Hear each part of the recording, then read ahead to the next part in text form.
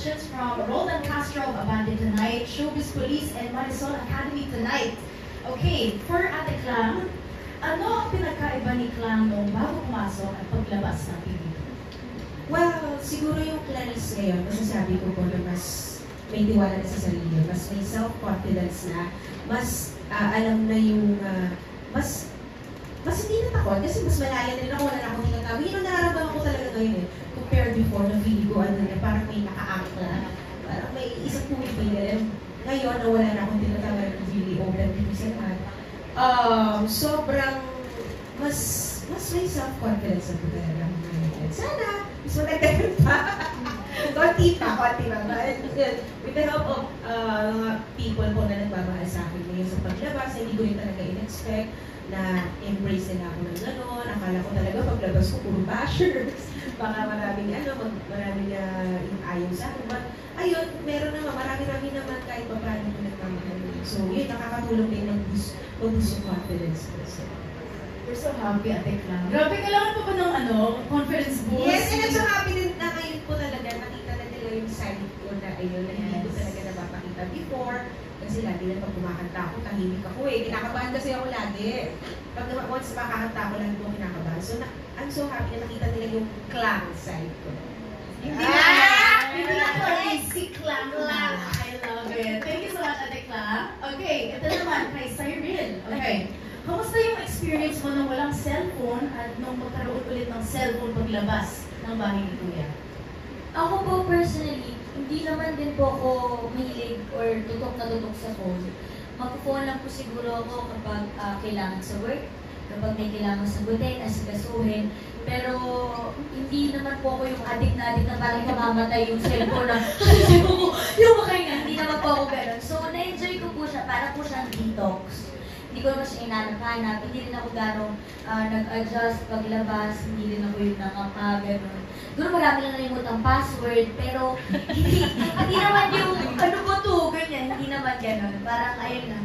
Yung password lang po, tsaka na ano lang siguro na overwhelmed sa mga kailangan replyan, yung mga kailangan check na schedule, ganun. Pero inside, hindi ko po talaga na-miss yung phone ko. Siguro kaharap na po ako lang. Yun lang, kaharap lang ako may set ba, mga lang pag umaga. Pero ayun po. Okay naman po siya, masaya po siya pero din talaga. Kasi kahit sa work, pag pupunta po ako ng work, pagdating po doon, bihira ko na talaga nawakan ng phone ko kasi more on connection po ako with the cast, the crew, the staff. Gusto ko po talaga yung dinadagdag ko sila lahat. Hanggat maaari po kami. Kaya rin sabi mo parang detox. Masasabi mo ba na very refreshing yung walang cellphone o refreshing, di ba? Refreshing po siya po kasi di ba parang ngayon, umiikot na po lahat sa cellphone. Talagang sobrang accessible na po na lahat through phone. So, refreshing na, kaya pala mag-survive ng, God bless you po, kaya pala mag-survive ng mga tao.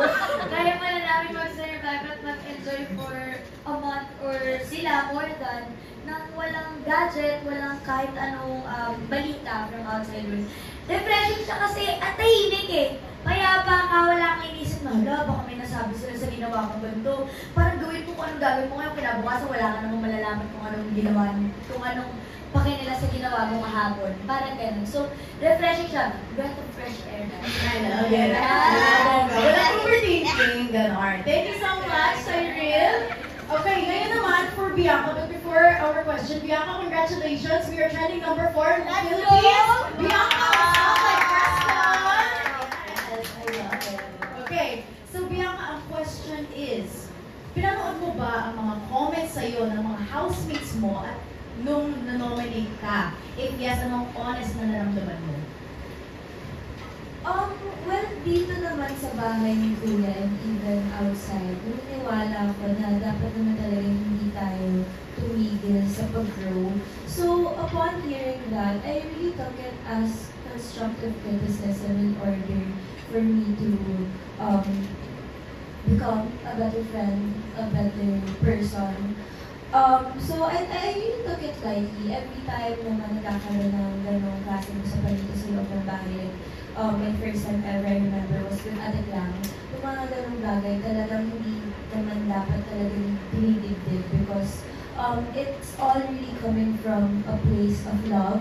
So, ayun, every time I hear those kinds of things here inside the house and even yung paglabas ko with the people, with the things that I read, siguro I just really take what matters the most. And from there, like what I always say, kilala mo kasi yung sarili ko among all the other people. So I just take what matters and then from there, I take the time to grow. Thanks, Bianca. Actually, gusto ko lang sabihin, bilang kapatid ko sa Rise Artist, ito si Bianca, very open-minded and open to criticism si Bianca. Every time I see her, very open to growth siya. So, thank you so much, Bianca. We are proud of your growth also. Okay, ito naman for Kira. Okay, Kira, kamusta na kayo ni Brent ngayon pagkatapos ng maanghang na sagot niya as a PBB challenger? Sino yun? Oy, guys, joke lang. May lang. Kami ni Brent, super okay na kami. Not kasi Brent. Yun lang. I honestly don't know what to say anymore pag tinatanong ako. Sa dami ng beses na tinatanong ako. Pero love ko si Brent. And I know what he said was really just in the heat of the moment. I did not take that personally at all. So, yun lang. So, okay. And I believe after that task, parang nag-hug kayo, nag-apologize kayo Yes. sa sister. Actually, sobrang na-appreciate ko siya. Kasi nung pinag-meet kaming lahat ulit, he's the first one to come and hug me. So, I knew in that moment na talagang pinag-isipan niya siguro yung sinabi niya na baka nakasakit niya sa akin. So, I appreciate him for hugging me first. Thank you so much, Kira. Thank you. Okay, last question is for AC. Okay, AC, ano pwede mong i-share sa amin sa experience mo sa pagiging inactive sa social media dahil sa pagpasok mo sa PBB at nung paglabas mo ay bumalik ka na sa social media?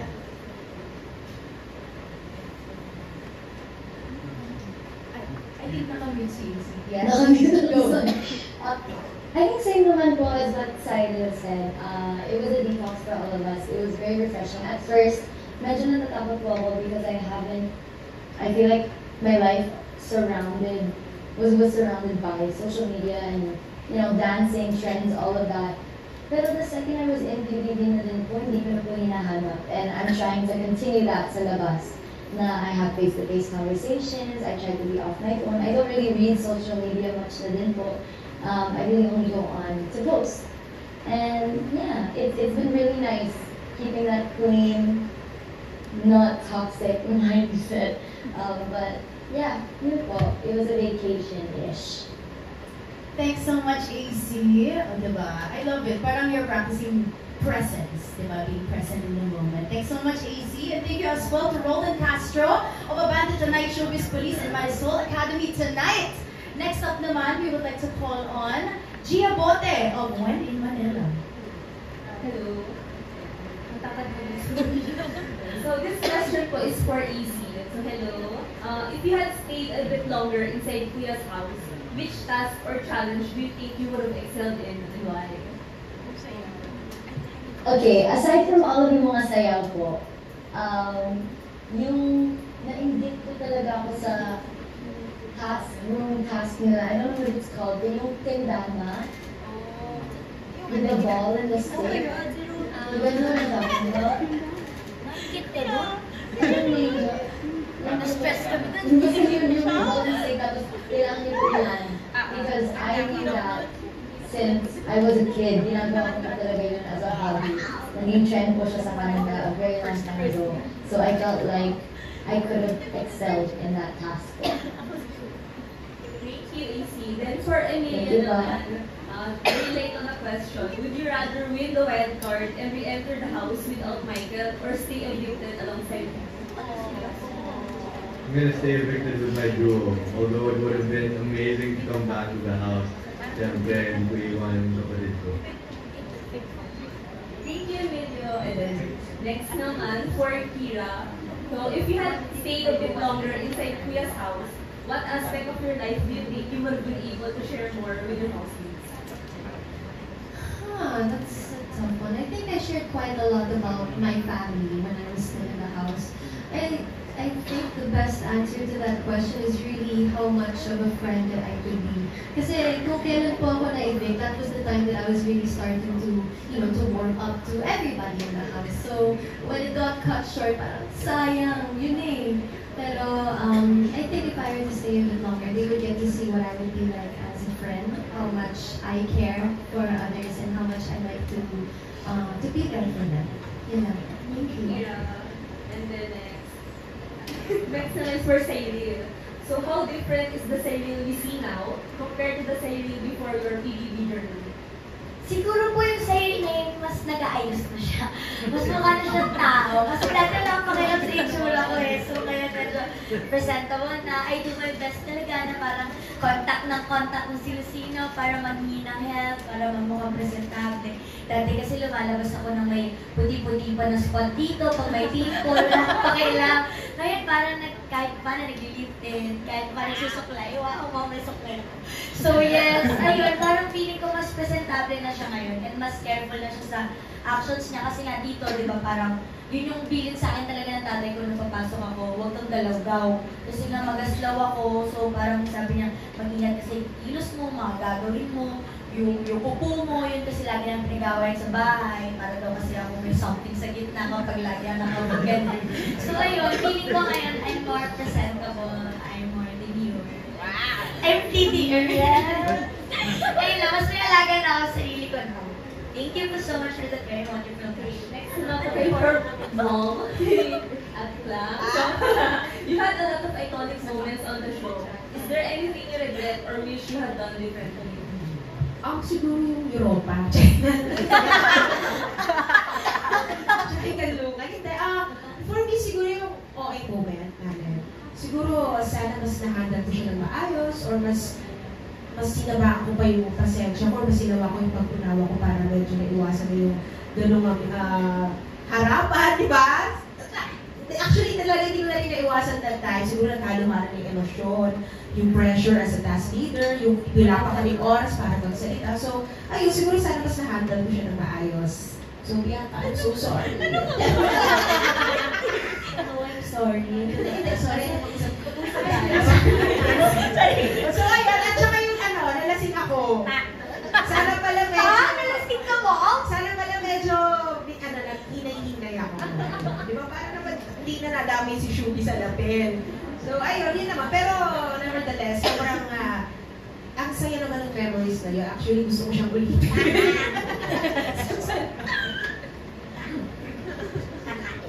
The last question is for Bianca. So after your PBB journey, did your perspective on love and friendship change?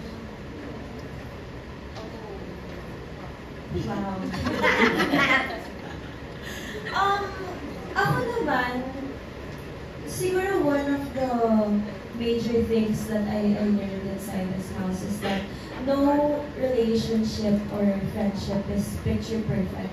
As much as you try to control the situation, hindi talaga, wala talaga, hindi mo siya makokontrol. But with my housemates, with the people that I've grown to love, I really learned how, nagalit ako with them, I laughed with them, I've discovered so many new emotions with them. But I guess at the end of the day, yung isa kasi sa mga fears namin, nung nandito pa kami sa labas, was that kapag nasa outside world ba tayo, magbabago ba kasi may ingay na ng outside world, tapos may distractions na.